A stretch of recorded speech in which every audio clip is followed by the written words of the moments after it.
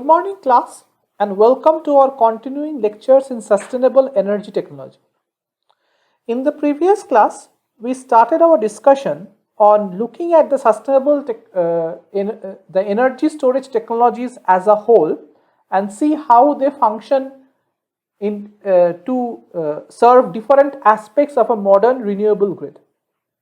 And we looked at various requirements that a modern grid has to balance its energy demand supply, to keep its frequency, voltage, quality constant, and to cover against possible loss of supply or grid failure. So next we will look into how the energy storage technologies themselves can help in doing these functions for a grid.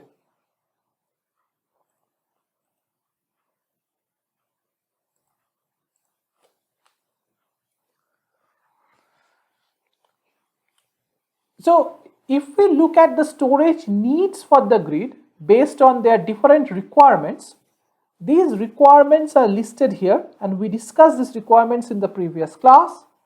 We have seasonal storage, arbitrage, frequency regulation, load following, voltage support, black start, demand shifting, off-grid requirements, variable supply resource integration, spinning reserve and non-spinning reserves. In the next column, we have the output of that storage technology that is trying to serve these applications. It can be an electricity as the output or thermal as the output. So for example, seasonal storage to cover demand variations between one season like summer to another season like winter, the output from that storage technology that is catering to seasonal storage can be both electricity or thermal, correct? So you can have seasonal electrical storage or seasonal thermal storage. Arbitrage is purchasing electricity from the grid at low cost and then selling the electricity to the grid at high cost during periods of peak demand. So clearly the output here from the storage technology should be electricity. So it's E. Frequency regulation is again electricity because we are basically regulating the AC frequency of the system. Load following can be electrical or thermal because you can have thermal loads or you can have electrical loads in the system, and so you can store that energy in either electrical storage technologies or thermal storage technologies. Voltage support and black start has to be electrical because you are sending electricity directly to the grid to go against grid failure or control the voltage quality. Demand shifting and peak reduction can be electrical or thermal. As we discussed, we can store thermal energy in terms of hot water or hot steam and use that thermal energy for space heating applications to decrease the demand of space heating during peak hours in a winter month, right? Similarly for space cooling applications. So thermal is possible as well as electrical demand shifting is possible. Off-grid supplies can also be electrical and thermal depending on whether it's a space heating need or an electrical need. Variable supply resource integration can also be electrical and thermal. For example, in a solar thermal power plant, if you look at it, you store a lot of the heat that is obtained from the concentrated solar power in terms of molten salts, and the thermal energy of molten salts is used to drive the electricity generation at night. So the actual storage technology of molten salt is thermal, and then that thermal energy is being used to generate electricity during when solar energy is not present. It can also be directly electrical, so you can have battery storage technologies, etc., where electricity itself is being stored in a battery from a solar plant, and that electricity is being sent to the grid at night. Non-spinning reserve is electrical because you want to send electricity directly to the grid. So spinning and non-spinning reserves are usually electrical energy storage technologies. The next is the capacity or the typical size of these storage technologies that are needed. So for example, seasonal storage will be large capacity because there are large shifts in demand between one season to another, and you need this for long term storage over 3 months, 4 months or 6 months. So there you need large capacity storage of 500 to 200 megawatts. Arbitrage is also of the same range, 100 to 2000 megawatts of electricity, because you want to buy a lot of electricity during periods of low demand during say a night time and sell it during periods of high demand, and you need to aggregate a lot of that energy, so you need reasonably high storage capacity. Frequency regulation can be short, like 1 to 2000 megawatts. So this is wattage, so it's power. It does not give you the total energy. So probably I should have given a column for total energy as well, because this is basically the power that is extracted or supplied. Load following will be 1 to 2000 megawatt power, because this is basically following loads from periods of low demand to periods of high demand during a diurnal variation, and that can be reasonably high energy intensive systems. Voltage support requires low amounts of power. Okay, this is short term, so you have around 1 to 40 megawatts is sufficient. Okay. Black start, you need 0.1 to 400 megawatts. It's kind of an emergency reserve. You do not need a significant amount of power to be delivered.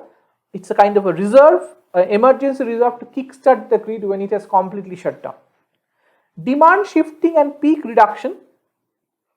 The power requirement is around 0.001 to 1 megawatt. Okay, so this is low power demands here usually.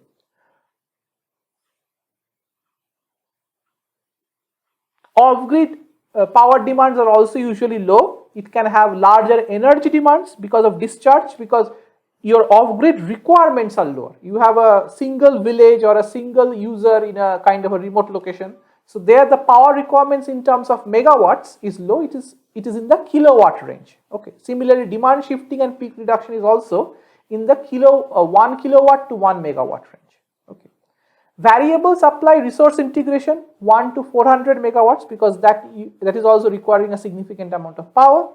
Spinning reserve is 10 to 2000 megawatts, so you need a large reserve in case a large power plant goes off.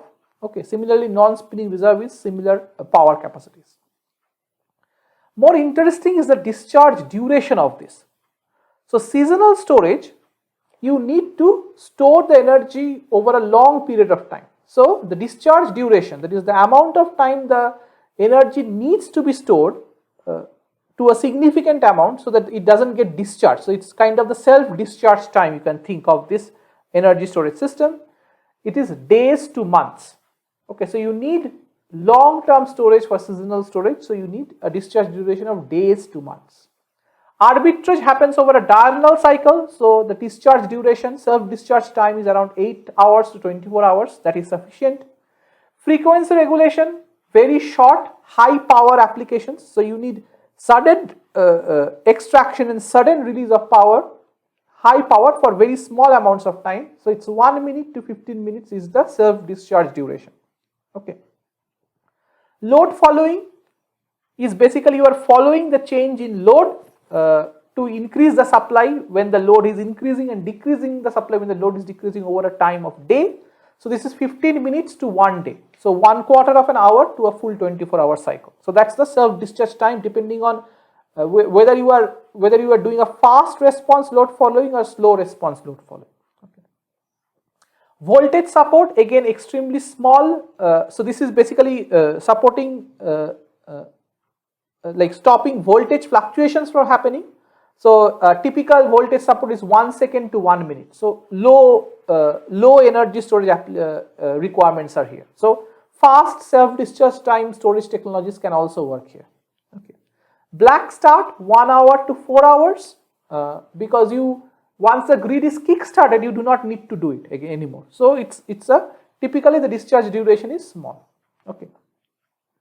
Demand shifting and peak reduction minutes to hours. Again, you are trying to shift the demand from night to daytime or from evening to late night. So the self-discharge time for such energy storage systems is minutes to hours.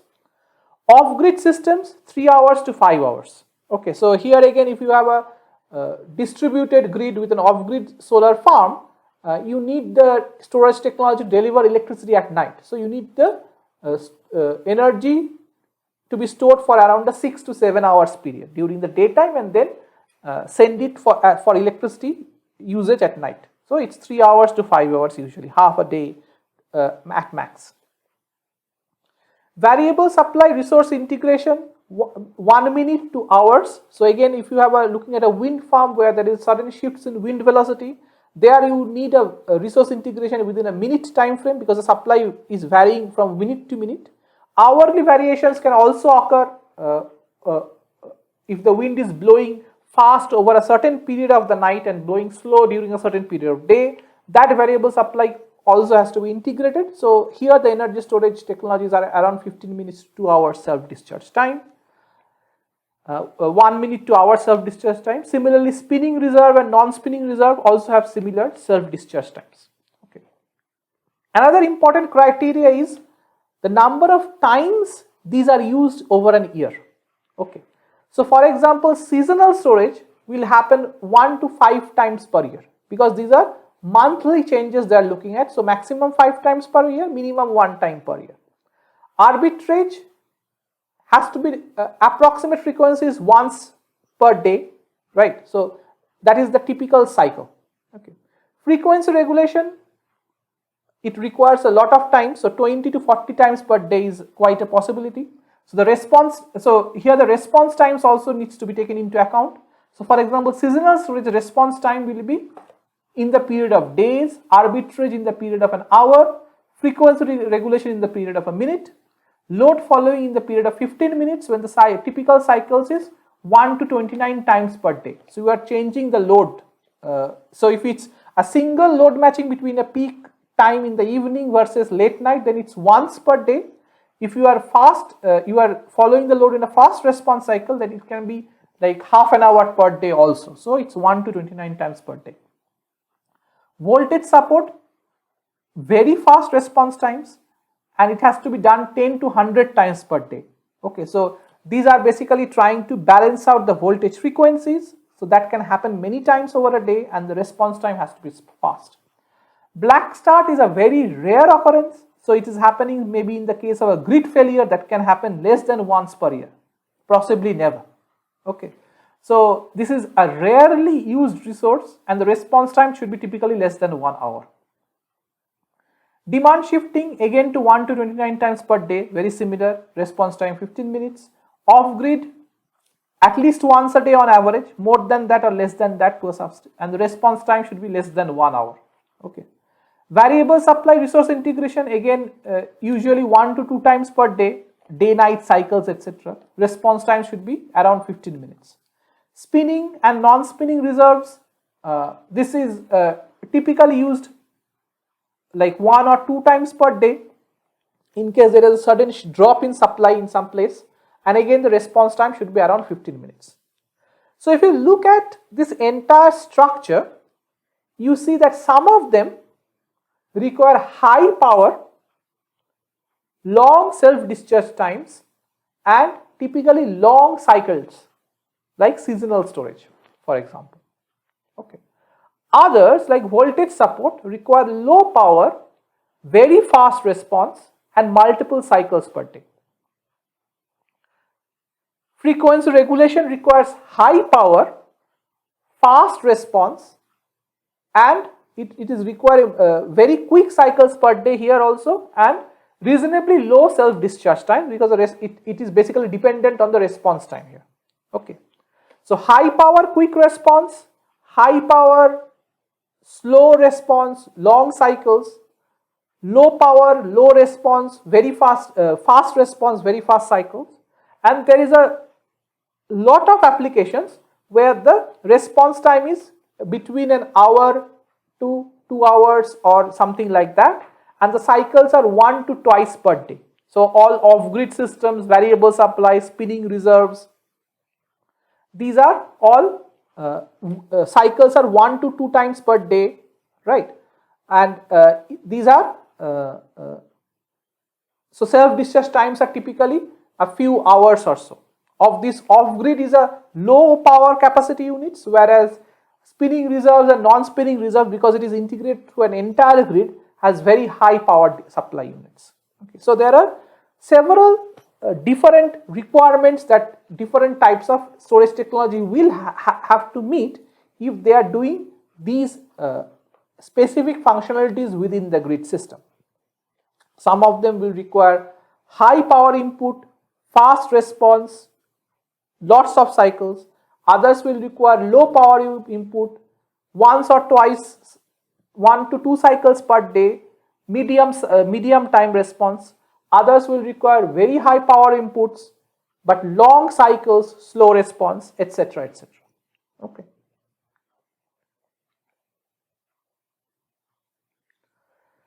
So how do we look at this in a more easy to understand fashion? Okay. So this is the storage needs for the grid, and these are the various applications, and here is the power capacity, and this is the self-discharge duration. Okay. Now we can discuss this in 3 zones. So 3 vertical zones you can see here. So this top vertical zone, medium vertical zone, and the low vertical zone. This low vertical zone, the bottom row, is basically low power demand capacity. So 1 kilowatt to 10 kilowatt, so 0 to 10 kilowatt power supply, and over a large range of and then the middle zone is the medium power demand capacity, 10 kilowatts to 100 megawatts. And then finally the top zone is large power capacity, 100 megawatts to 1 gigawatt. You can also separate out in terms of discharge duration, which is also related to the response times. So one set is fast discharge duration or fast response times. This is like below say 1 to 2 minutes. So this line here maybe, for example. Okay. Below that is very fast response times. Then you have the medium term, which is 2 to 3 minutes to maybe half a day or 2/3 of a day, etc. Okay, so up to a day. So this is like the medium discharge duration and medium response times. Then you have long discharge durations that are slow response times, that is over a day. Okay. Now in this kind of a structure, you can already see that seasonal storage is something that separates itself. It is very high power capacity and long discharge durations over days, weeks and months. That is why it's called seasonal storage, right? You are storing it over many months without significant loss in the amount of energy you are storing. And this is obviously have to have higher capacity because you are basically trying to match demand supply problems that are month-long variations. Okay, so these are in the 100 megawatts to gigawatt range. At very low range, very fast response and hence short discharge durations, you have voltage support, which is the power supply is quite large, 1 megawatt to 10 megawatts, but the time for that supply is very short, between a second and a minute. Similarly, you have frequency regulation in this zone here, which has again high power supply but short response times, around 1 to 2 minutes. Okay, so voltage support and frequency regulation, these are basically keeping the quality of your AC power correct, keeping the voltage, keeping the frequency correct, and these are requiring high power fast response systems. Alright. At the lower end of power supply capacities are demand shifting and peak reduction, which are around 1 megawatt to 1 kilowatt range, and these are usually medium response between like 10 minutes to a day kind of a system. Okay. So here these have low power capacities because these are installed on the demand side. So on the user side, an industry or a large housing complex, etc. There you are trying to shift the demand. So obviously a single housing complex or a single industry will not require a lot of power, right, compared to a gigantic grid that is supplying hundreds of industries or hundreds of housing complexes. So because it's on the user end, they have lower power capacities of around 1 to 100 kilowatts maximum. Similarly, off-grid is also on the user end. It's kind of isolated locations. So again, they require low power capacity. Black start facilities are similar, but they are connected to the grid. They are basically injecting a crucial power needed to kickstart a grid after a blackout has happened. So they do not need a lot of power capacity. It's kind of an emergency reserve for such cases. So all of these are in the lower capacity spectrum. Then you have this region where you have a lot of applications. All of these have discharge durations or response times between like 15 minutes to about a day, and these are high capacity systems integrated with the grid on the supply side. For example, spinning and non-spinning reserve. Okay, these are reserves that the grid has for sudden unforeseen changes in supply, correct? So high capacity, medium response, and hence medium discharge durations. Then variable supply resource integration. These are somewhat medium capacity because these are integrated to large renewable power plants, which are typically 10 megawatts, 100 megawatts. So that is their capacity. Okay, and they are basically integrating the variable supply and giving up a uniform. And when there is a large supply, they are extracting some of that supply from the power plant or the solar farm or wind farm, and then injecting that capacity to the grid when there is a drop in the supply. So that's what resource integration here means. Okay. Then you have load following, similar kind of cases. You are following the load in the grid. So you have extra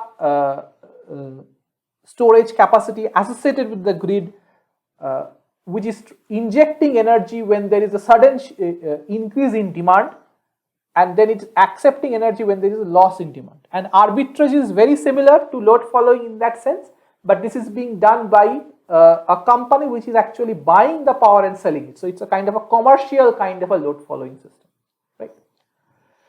So these are all high capacity, 15 minutes to 1 day kind of a system. So this kind of shows in a single structure all of these applications.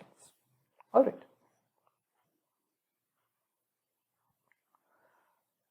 Now, all of these applications, certainly the variable supply resource integration, arbitrage, load following, demand shifting, okay, these become very important as renewable energy penetrates the grid, because then the supply becomes more and more variable, and so all of these become more and more important to stabilize the supply and follow the supply and stabilize the supply with respect to the demand. Okay. So what is the projection for this over the next few decades? Okay, so this is kind of a energy policy kind of a report from which I took these predictions. There is a certain different scenarios are looked at. We are looking at a certain scenario which kind of predicts how the renewable energy electricity will grow in different regions over the next few decades. So here this is like 2020, this is 2030. So this report was around 2020. So this much is actually what I would call actual data, and then from 2030 onwards predictions for different zones. Okay. So what we see here, for example, in China and India, they are very similar. The renewable penetration of renewables in the electricity sector is around 5 to 8% for both of us, both India and China. For European Union, it's much larger. It's around 15 to 18% already. United States is also similar to India and China in this respect, that it has also 5 to around 8% renewable electricity penetration in the grid. But this is expected to grow. So in 2030, the expected growth will take China to around 15%, India also similar, slightly shorter based on our own targets. European Union penetration will grow up to 25%, it's 1/4 of the electricity will come from renewables. United States will grow around to up to 18%. Okay. And by 2050, it is expected that 33% of the electricity in China will be from renewables, around 25% will be from India, of renewable electricity will come for India. This may be higher in the future if we have aggressive targets. In European Union, around 45%, almost half of it will come from renewables. In United States, it will be 35%. Regardless of the specific trajectories, and there are certain uncertainties in all of these, we see that the share of renewables in the electricity sector will continue to grow, and that will increase the requirement of these storage technologies to become more and more important and more in keeping the grid quality constant as the renewable penetration increases. So this is the challenge, how to increase the capacity of energy storage and integrate it with the grid as the renewable penetration improves with time in the different regions. And we will stop today by just going over the various technology types that we discussed, and then in the next class we will see how these technology types are catering to certain specific applications for the grid as we have discussed so far. So for example, one technology type is the electrochemical technologies, basically all your batteries, as well as electrochemical capacitors. We did not discuss this. Lithium ion battery, flow batteries, again we did not discuss. Vanadium redox flow batteries, lead acid batteries, metal air batteries, sodium ion battery, etc. Electromechanical, compressed air storage, flywheels we discussed. Chemical energy storage is hydrogen storage. We will have a detailed discussion of this in a few classes later. Liquid air energy storage, again a emerging technology, we have not discussed this. Pumped hydro, various types of pumped hydro are there. Again, we have not gone into a lot of details, but we have discussed pumped hydro, the basic principles reasonably well. Then the various types of thermal storage that we discussed. Some of the new ones here we have not discussed is concrete based thermal storage. Okay. Others we have more or less discussed. Okay. But all of these are technology types and sub-technologies within these, and we have discussed quite a lot of them here. So in the next class, we will go over how these technologies can be fitted with these applications here. Okay. Where would these slot more easily and where they would not be useful. Okay. So that is what we will discuss in the next class. So thank you for listening, and we will see you once again in the next class, and have a good day. Thank you.